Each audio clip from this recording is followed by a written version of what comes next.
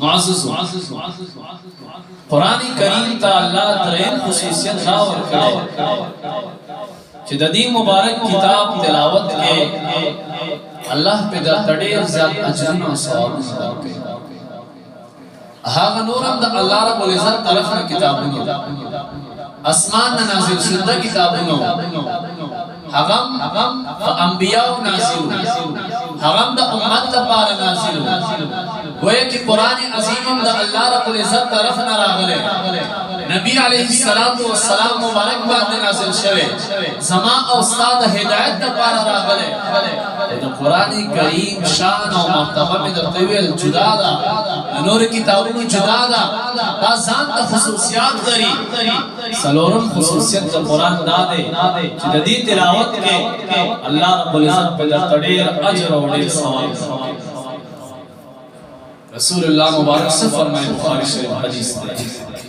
الف لام میم من قرأ حرفا من کتاب اللہ فله به حسنہ سوک چی تلاوت کی دا قرآن عظیم الشان دیو حرف تلاوت حقل پارا پدیر باندی نیکی دیو حسنات دیو اجرون دی یا مبارک تفسیر کئی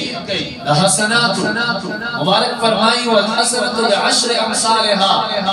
او داندا چتا یو حرف یا یو تلاوت یا یو حرف کی مصاب پزر کی راشی چی بات بیانے کی عمل او جینا والحسنت بعشر امثالها دا حسنونی کی پلس قسم بانی پلس دولہ بانی پلس درجو بانی بدلی گی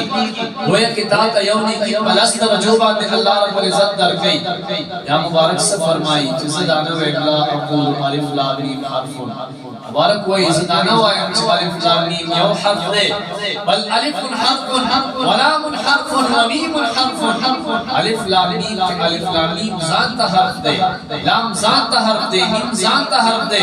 گویا کہ چاند الف لام میم تلاوت کو دی انسان تب اللہ رب العزت دیرش نے گئے اور دیرش اجر